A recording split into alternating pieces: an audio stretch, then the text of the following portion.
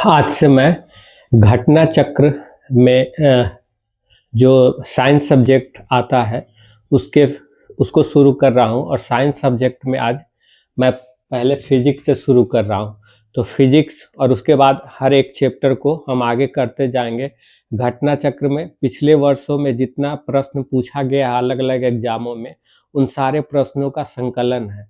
तो उन सारे प्रश्नों को हम करते जाएंगे। चूंकि एक ही प्रश्न कई एग्जाम में कई बार पूछा जाता है, तो वहाँ घटना चक्र में आपको एक ही प्रश्न कई बार नजर आएगा। इसीलिए हम उसको कई बार जो प्रश्न लिखे गए हैं उसको हम सिर्फ एक ही प्रश्न में यहाँ देखेंगे। उससे दोहराव की प्रवृत्ति से हम बच पाएंगे। तो हम आज से शुरू कर रहे हैं फिजिक्स, और एक एक चैप्टर हम करते जाएंगे, पूरा साइंस खत्म करेंगे घटना चक्र का। तो आइए शुरू करते हैं। आज का हमारा पहला क्वेश्चन है कि शक्ति का मात्रक है, यानी शक्ति का मात्रक कौन है। हमारे सामने विकल्प है हर्ट्ज, वोल्ट, वाट, ओम मीटर। तो आपका सही आंसर होगा वाट। शक्ति या विद्युत शक्ति का जो मात्रक होता है वो क्या होता है, वाट। और हर्ट्ज जो है ये किसका मात्रक है, हर्ट्ज जो है वो आवृत्ति का मात्रक है। हर्ट्ज आवृत्ति का मात्रक है। उसके अलावा आपका वोल्ट विभवांतर का मात्रक है। वोल्ट किसका मात्रक है, विभवांतर का मात्रक है, विभवांतर का मात्रक है।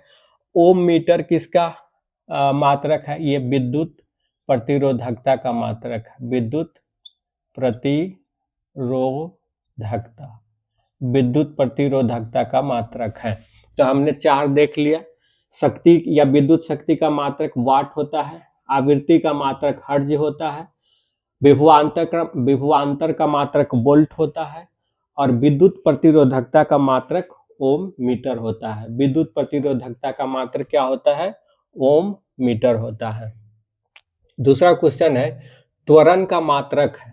त्वरण का मात्रक कौन है, जूल, मीटर प्रति second square, Newton second, ampere. तो आपका सही आंसर होगा त्वरण का मात्रक है मीटर प्रति सेकेंड स्क्वायर। जूल किसका मात्रक है, जूल कार्य का मात्रक है। न्यूटन सेकेंड किसका मात्रक है, न्यूटन सेकेंड आपका आवेग का मात्रक है। आवेग का मात्रक है न्यूटन सेकेंड। और एम्पियर किसका मात्रक है, एम्पियर मात्रक है विद्युत धारा का। विद्युत धारा का मात्रक एम्पियर है। तो हमने देखा त्वरण का मात्रक मीटर प्रति सेकेंड स्क्वायर है, जूल कार्य का मात्रक है, न्यूटन सेकेंड आवेग का मात्रक है, और एम्पियर विद्युत धारा का मात्रक है। सी, निम्न में से कौन सही सुमेलित नहीं है, यानी यहाँ मिलान दिया गया है, कौन सही सुमेलित नहीं है। ए में है नॉट, जहाज के चाल की माप। बी में है नॉटिकल मील, नौ संचालन में प्रयुक्त दूरी। सी में है एंगस्ट्रम, तरंग दैर्घ्य। डी में है प्रकाश वर्ष, समय माप की इकाई। तो इसमें आपका सही सुमेलित नहीं है डी। डी क्या होता है, डी क्या, प्रकाश वर्ष क्या होता है, दूरी के माप की इकाई है। प्रकाश वर्ष किसका इकाई है, दूरी माप की इकाई है। और एक प्रकाश वर्ष बराबर कितना होता है, एक प्रकाश वर्ष बराबर होता है 9.46 इंटू 10⁻15 मीटर। एक प्रकाश वर्ष बराबर कितना होता है, 9.46 इंटू 10⁻15 मीटर होता है। बाकी ये सब सही है। नॉट से किसको मापा जाता है, जहाज, पानी में चल रहे जहाज के चाल को मापा जाता है नॉट से। नॉटिकल मील से किसको मापा जाता है, नाव के द्वारा, पानी में चल रहे नाव के द्वारा जो दूरी तय की जाती है उस प्रयुक्त दूरी को मापा जाता है। नौ संचालन में प्रयुक्त दूरी को एंगस्ट्रम से तरंग दैर्घ्य को मापा जाता है। आगे प्रश्न संख्या 4 है, मैक संख्या से ज्ञात किया जाता है। ए में है दाब, बी में है उच्च वेग, सी में है ऊष्मा, और डी में है ध्वनि की प्रबलता। तो मैक संख्या से उच्च वेग को ज्ञात किया जाता है। मैक संख्या से किसको ज्ञात किया जाता है, उच्च वेग। जो विमान चल रहा हो, जेट चल रहा हो, उसके वेग को मैक संख्या से ज्ञात किया जाता है। दाब किसका इकाई है, दाब जो है पास्कल का।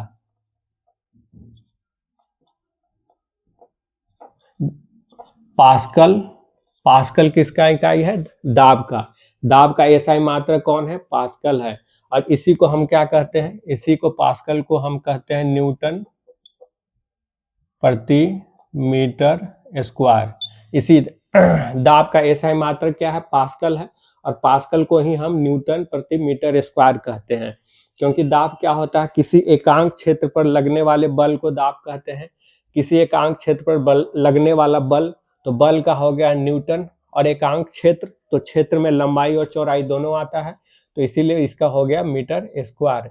तो दाब किसका इकाई है, दाब का एसआई मात्रक क्या है, पास्कल, और इसी को हम क्या कहते हैं, न्यूटन प्रति मीटर स्क्वायर।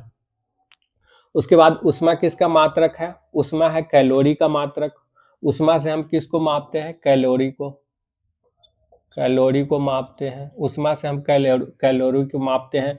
ध्वनि की प्रबलता डेसिबल से ज्ञात की जाती है।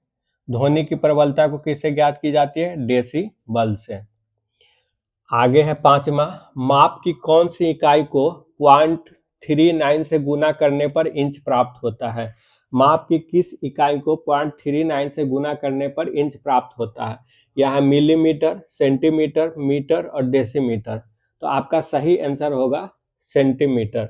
सेंटीमीटर, 1 सेंटीमीटर का मान कितना होता है, 1 सेंटीमीटर बराबर होता है 0.39 इंच। 1 सेंटीमीटर बराबर होता है 0.39 इंच। तो कौन सी इकाई को इतना से गुना करने पर इंच प्राप्त होगा, तो ये हो गया आपका सेंटीमीटर, क्योंकि 1 सेंटीमीटर बराबर कितना होता है, 0.39 इंच होता है।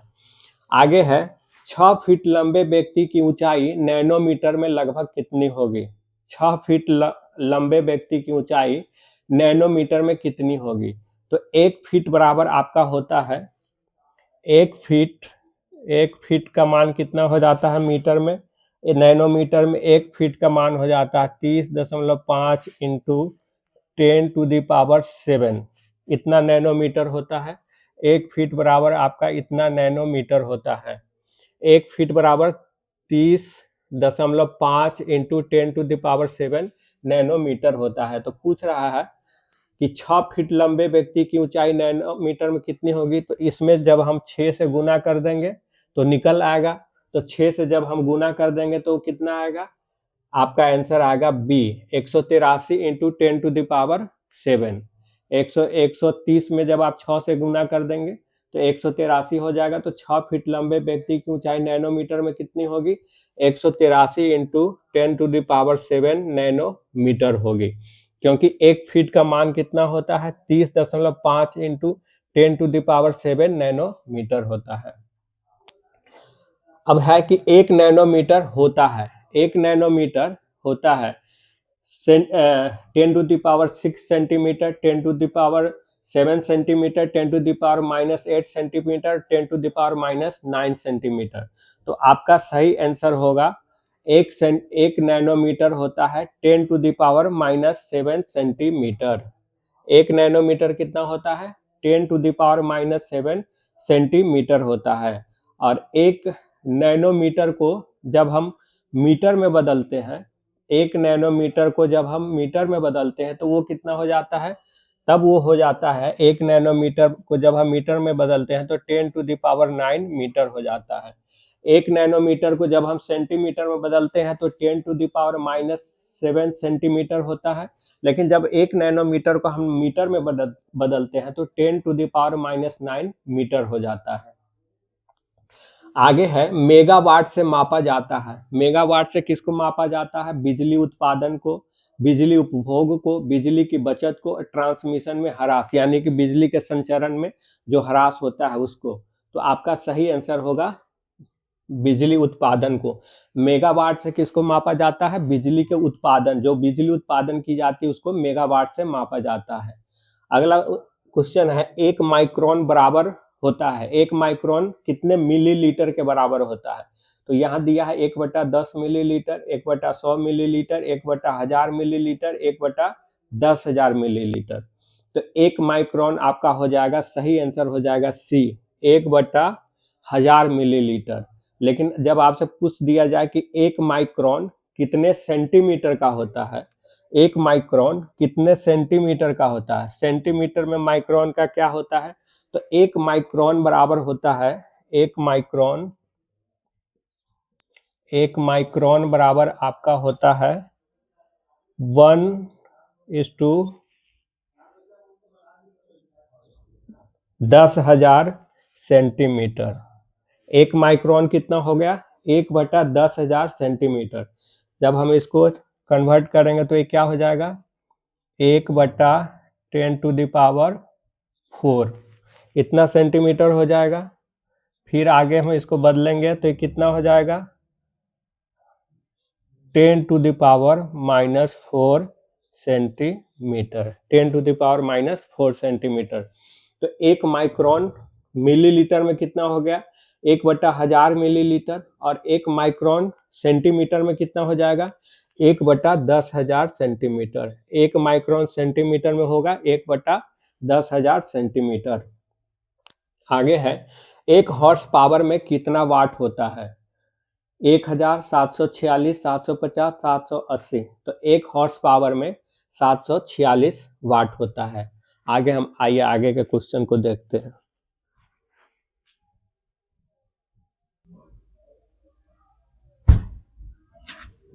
क्वेश्चन नंबर 11 है, पार्सेक मात्रक है। पार्सेक किसका मात्रक है? समय, दूरी, पारिस्थितिकी दबाव, किलो जूल। तो पार्सेक मात्रक है दूरी का। पार्सेक किसका मात्रक है? दूरी। दूरी मापने की सबसे बड़ी इकाई कौन है? पार्सेक। और एक पार्सेक बराबर कितना होता है?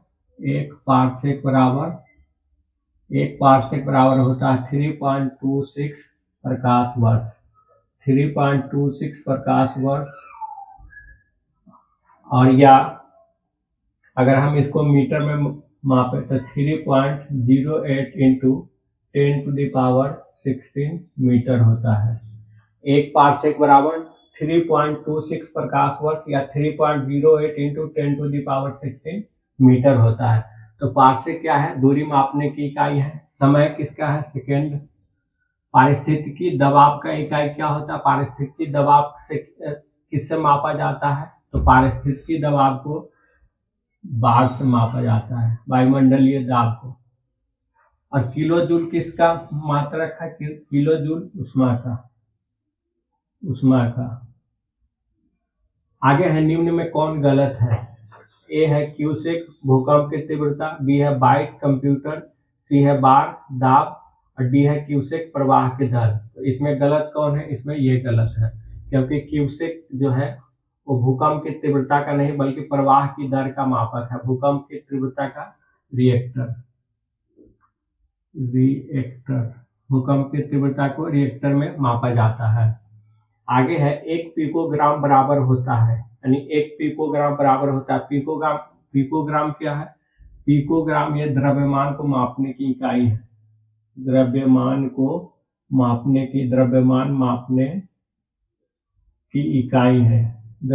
मापने की इकाई है पिकोग्राम। तो एक पिकोग्राम किसके बराबर होता है? एक पिकोग्राम यहाँ है 10⁻⁻6 ग्राम, 10⁻⁻9 ग्राम, 10⁻⁻12 ग्राम, 10⁻⁻15 ग्राम। तो एक पिकोग्राम होता है 10⁻⁻6 ग्राम। और पिकोग्राम क्या है? द्रव्यमान मापने की इकाई है। आगे कह रहा है कि लंबाई की न्यूनतम इकाई क्या है, यानी लंबाई को मापने की न्यूनतम इकाई क्या है? Micron, nanometer, fermimeter, angstrom. तो लंबाई को मापने की न्यूनतम इकाई है फर्मीमीटर।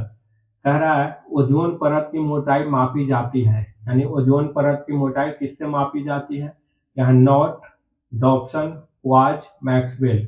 तो ओजोन परत की मोटाई को डॉप्सन से मापा जाता है। ओजोन परत की इकाई को डॉप्सन से मापा जाता है। तो ये घटना चक्र में फिजिक्स के मात्रक और इकाई वाले चैप्टर में जितने क्वेश्चन अब तक पूछे गए हैं वो सारे क्वेश्चन हमने इन 15 क्वेश्चन के माध्यम से आपके सामने रख दिया है।